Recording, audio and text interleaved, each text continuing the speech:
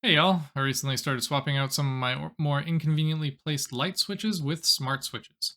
Specifically, these TP-Link Kasa smart dimmers, not sponsored. So today I wanted to show you how to wire one up. Remember, working with electricity can be dangerous, so make sure you take precautions. I've already determined and flipped off the breaker for this switch, so it's not live. First thing to do is remove the wall plate, then unscrew the switch and pull it out. This entire install only requires a screwdriver and optionally a torpedo level, or some kind of level.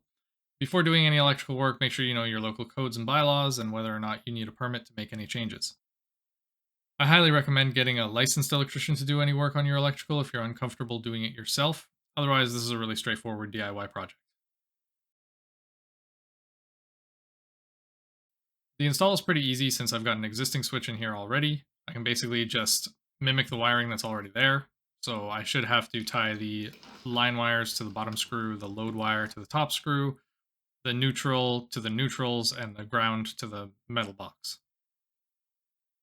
I'll start disconnecting the old switch from live, load, and ground. Then I'll connect the new switch with the ground, then neutral, as they're usually tucked in the back, and so I can keep them out of the way.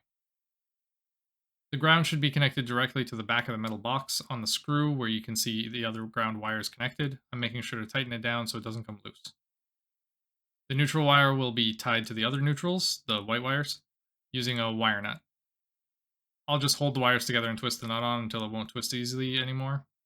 Some people would say you should pre-twist, but it ends up being about the same. Next, I'll do the load wire, which connects to the light fixture. I'm sliding it in between the screw plate and the body of the switch where there's a good contact point, and then tightening it down.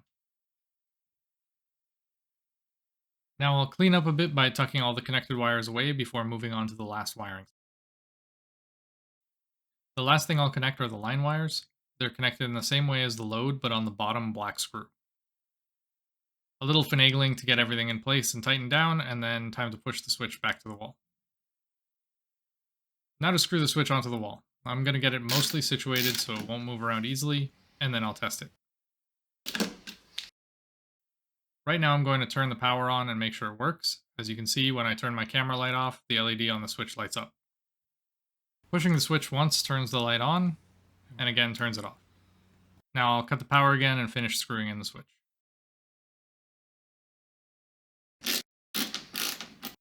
With it nearly done, I'll double check that it's level and plumb using a torpedo level and adjusting as necessary to get it straight.